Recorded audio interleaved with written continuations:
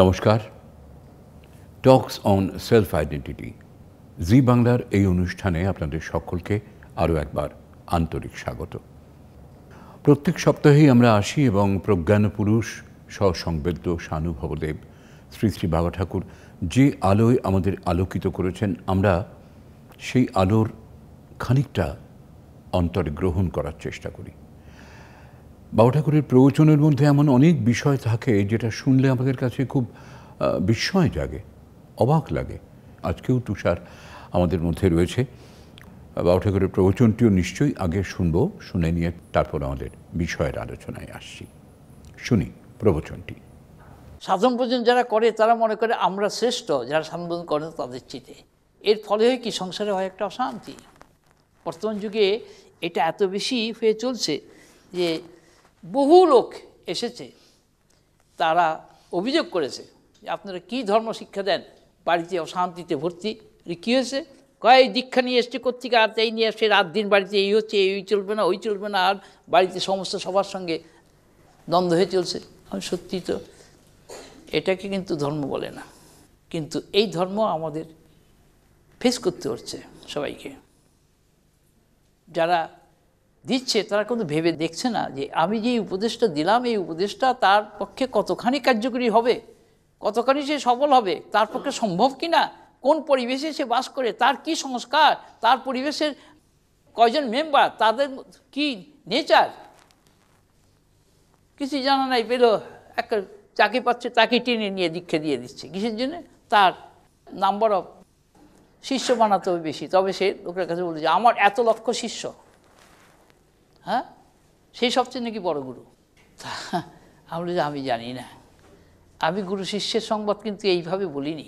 আমার বক্তব্য হচ্ছে ভগবানের ভক্ত ভগবান স্বয়ং নিজে।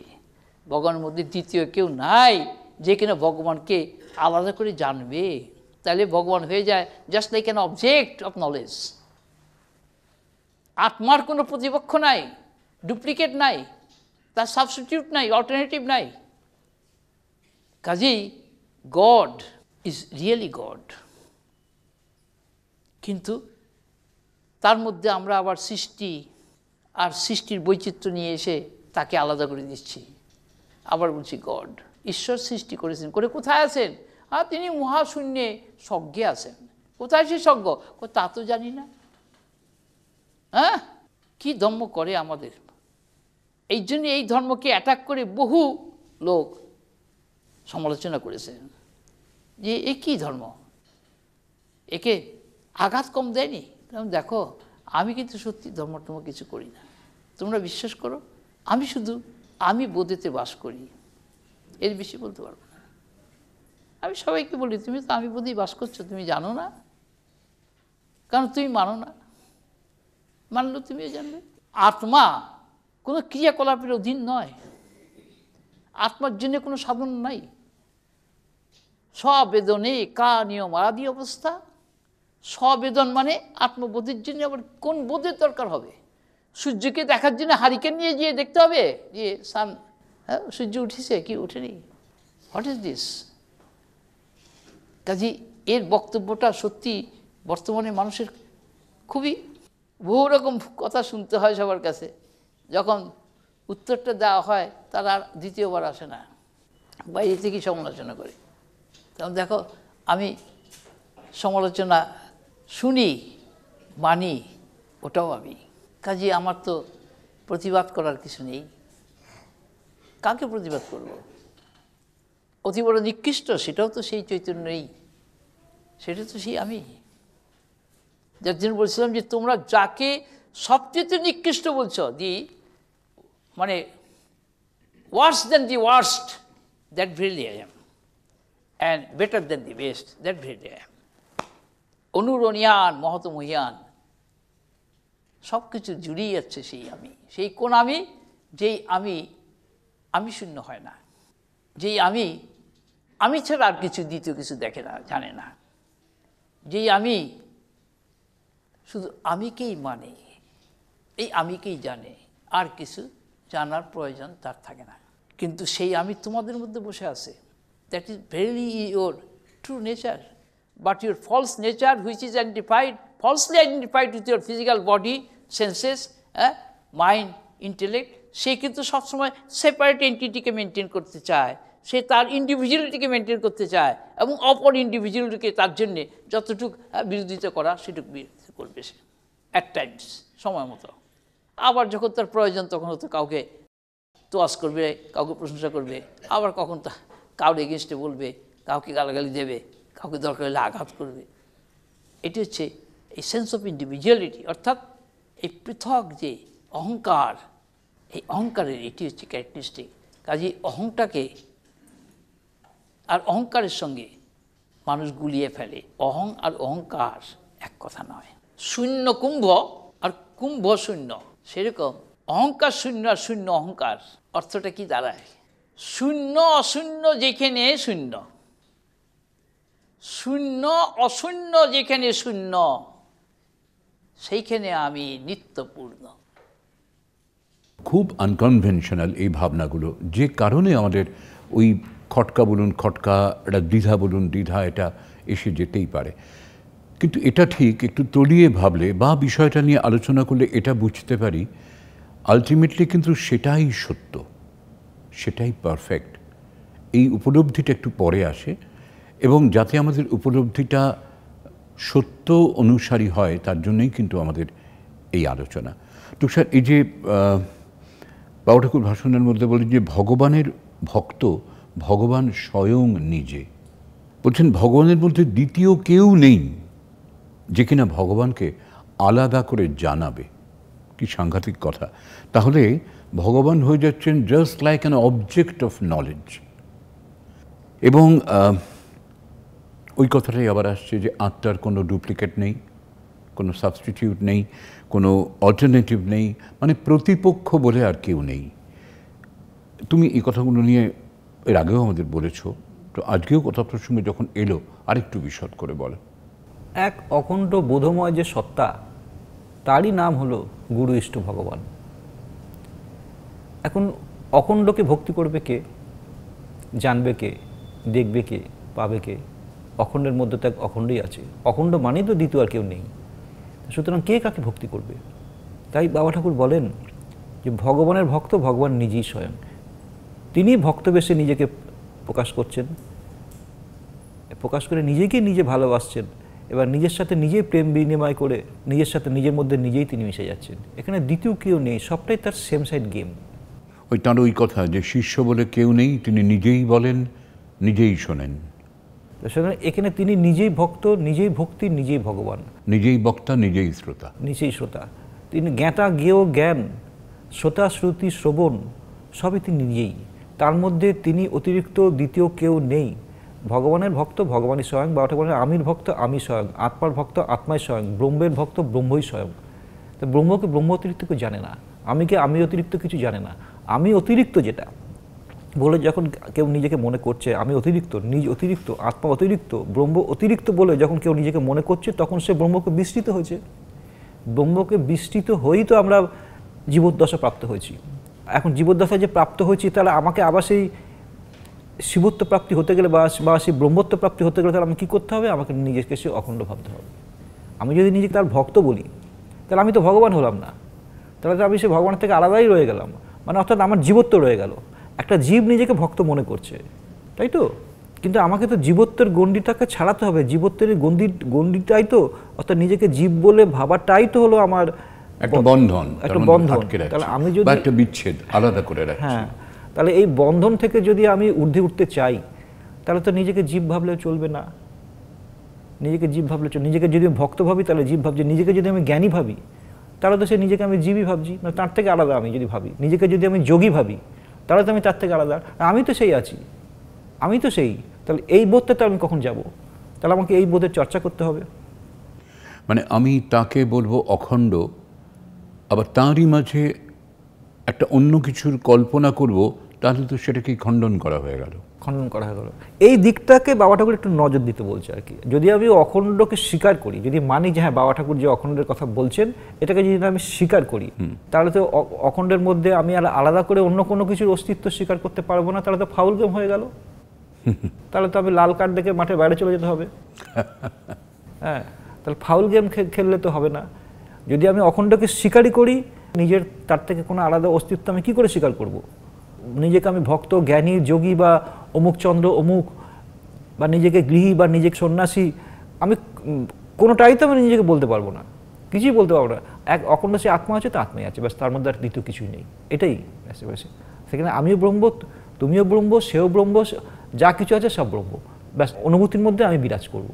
এর মধ্যে আর দ্বিতীয় কোনো কিছুকে আমি ঢোকাবোই না। দ্বিতীয় কোনো কিছুকে ঢোকালেই কিন্তু অখণ্ডকে আমার খণ্ডিত করা হয়ে গেল, অখণ্ড বোধ তার আর আমার মধ্যে জাগ্রত হবে না।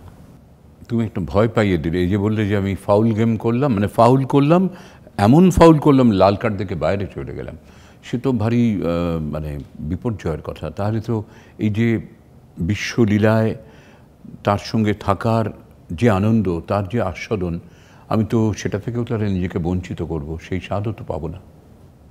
তার সঙ্গে থাকাটাও তো বড় কথা নয়, তো তিনি হয়ে যাওয়াটাই হলো বড় কথা। তার সঙ্গে থাকাটা, এই তার সঙ্গে থাকার ইচ্ছা, তারও দ্বৈতবোধ হয়ে গেল। কোনো রকমেই বিন্দুমাত্র দ্বৈতবোধকে প্রশ্রয় দেওয়া যাবে না অখণ্ডের বিজ্ঞানে। তার সঙ্গে থাকার ইচ্ছাটাও আমার থাকবে না, কারণ তাহলে তিনি আর আমি আলাদা, তাহলে তার থেকে আমার একটা আলাদা অস্তিত্ব হয়ে গেল, আমাকে সেই হতে হবে বা আমি সেই আছি। এইখানে মুশকিল। দেখো, তুমি যতবার বলছো সেই একত্ববোধকে, দ্বৈতভাবকে বাদ দিয়ে বলার কথা বারবার বলছো, আমি দেখো কথা বলতে গেলেই তবু যেন তিনি আমি এই আলাদা একটা প্রভেদ চলে আসছে। এটা কিন্তু আমাদের সাধারণ মানুষের মধ্যে বারবার এইটাই খেলা করে। ওই আমি ভক্ত, তিনি ভগবান, আমাকে তার কৃপা পেতে হবে, এই অখণ্ডবোধটাকে কিছুতেই মনের মধ্যে বসাতে পারে। এটাই হলো সংস্কার। অনেক অনেক জন্ম আমরা এইভাবেই আমরা চলে এসেছি, এই প্রথাটাতেই আমরা অভ্যস্ত হয়ে পড়েছি, এই ঘটনাতেই আমরা চলতে অভ্যস্ত হয়েছি। এই যে নতুন একটা জিনিস বাবা ঠাকুর দিচ্ছেন, এইটাকে নিতে তখন মনটা চাইছে না। তো এটাও নেবে মানুষ, এটাও নেবে। এই বারবার শুনতে শুনতে শুনতে শুনতে শুনতে শুনতে এটা আমার মধ্যে গাঁথবে, আমার মধ্যে স্ট্রাইক করবে।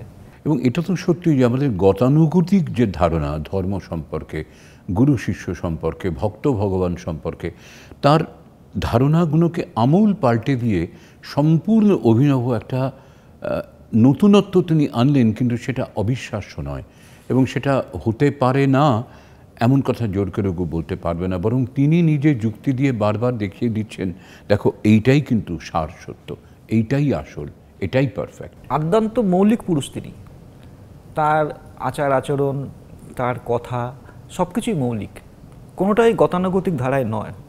এই গতানুগতিকতার যে গোড়ামি, এটাকে ভাঙার জন্যই নিয়ে এসেছেন।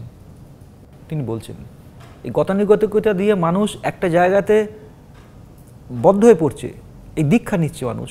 এই আগের দিন যে আমরা আলোচনা করছিলাম দীক্ষা, গুরু, এসব প্রসঙ্গ নিয়ে, মানুষ দীক্ষা নিয়ে আরও গোড়ামি হয়ে পড়ছে দেখা যাচ্ছে। যতদিন দীক্ষা নেয়নি সবার সঙ্গে মিশেছে, কিন্তু দীক্ষা নেওয়ার পরেই দেখছে আর কারোর সঙ্গে আর মিশতে পারছে না, মানে শুধু নিজের সম্প্রদায়ের বাইরে কারোর সঙ্গে সে আর নিজেকে সে আরো সংকীর্ণ, আরো কুক্ষিগত করে নিল, আরো কুক্ষিগত করে। এবং সত্যি কথা, ধর্ম মানুষের মনের প্রসারতা ঘটায়, ধর্মাচরণ মানুষের মনকে আরো বিশুদ্ধ করে।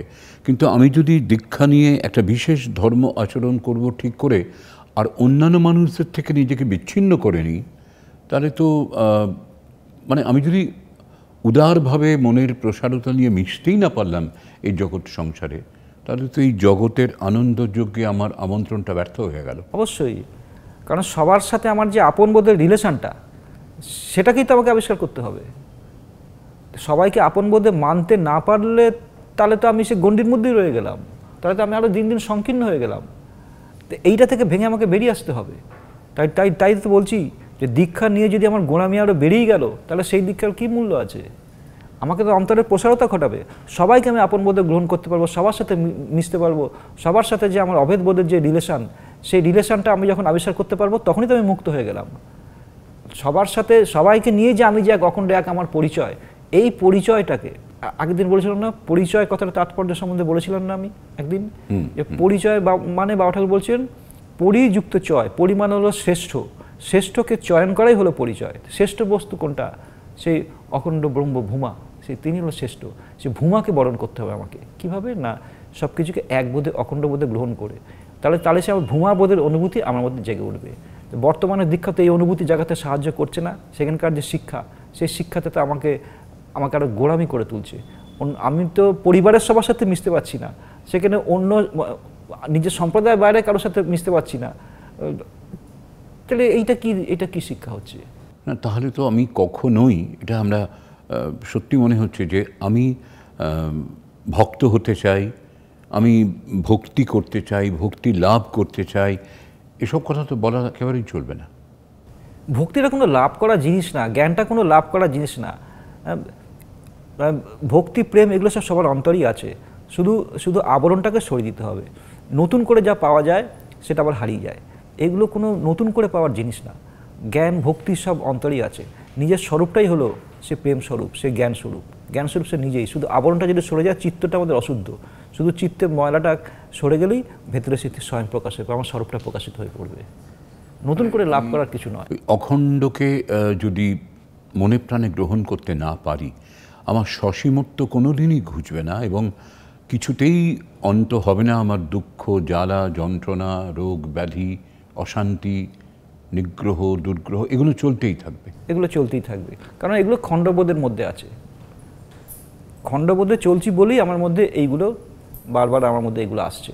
অখণ্ডের মধ্যে কোনো জ্বালা, যন্ত্রণা, অশান্তি, এগুলো কোনো প্রশ্নই নেই। সেখানে এক আনন্দস্বরূপ এক আমি আছি, দ্বিতীয় আর কিছু নেই।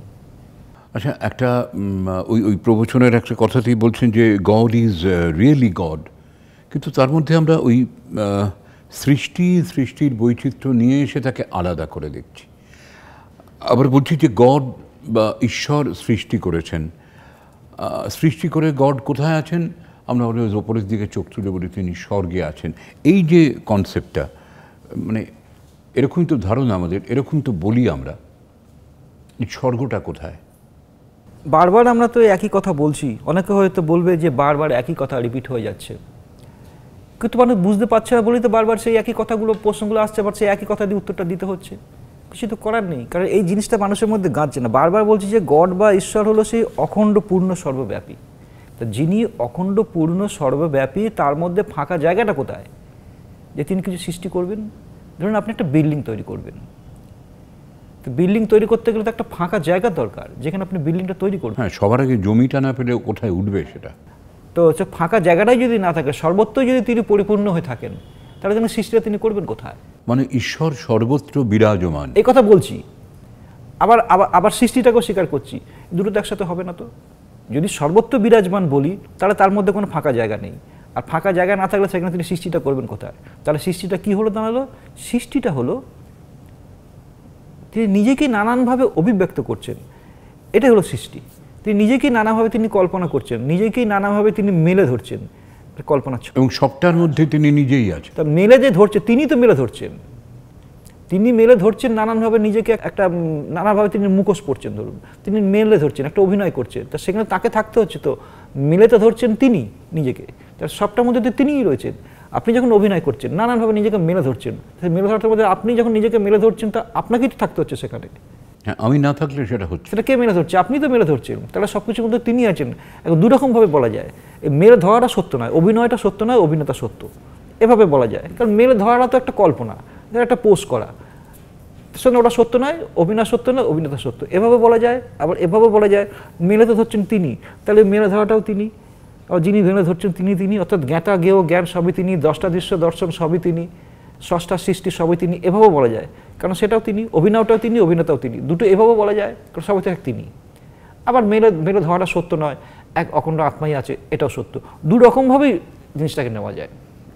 অনেক কনফিউশন, অনেক বিভ্রান্তি, এবং সেগুলোকে আরেকটু সরলীকরণ করা, আরেকটু বোঝার চেষ্টা করা, সেটাকে মনে প্রাণে অনুভব করা, এটা করতে গিয়েই তুষারের সঙ্গে আজকের আলোচনায় ওই গুরু শিষ্য সম্পর্ক, ভগবান সম্পর্কে আমাদের যে প্রচলিত ধারণা, স্বর্গ, এবং আমরা সৃষ্টি করতে গিয়ে খুব সুন্দর বললো যে সর্বত্র তিনি রয়েছেন, ফাঁকা জায়গাটাই তো নেই, কোথায় তাকে সৃষ্টি করব।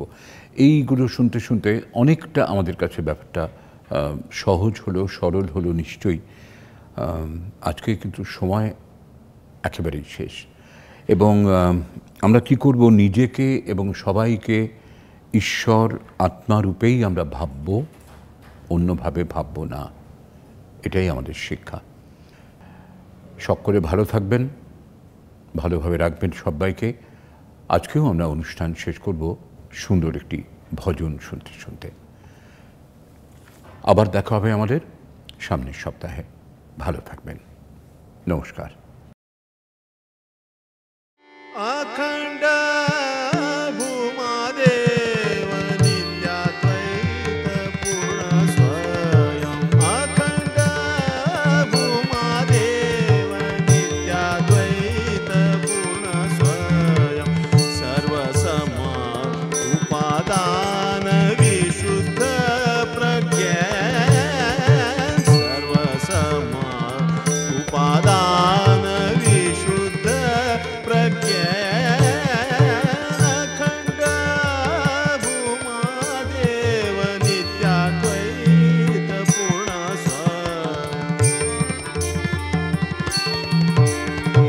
परम में परम आपने आपन ब्रह्मयात्मा ईश्वर भगवान निष्कल निर्मल निरंजन अच्युत सनातन निष्कल निर्मल निरंजन अच्युत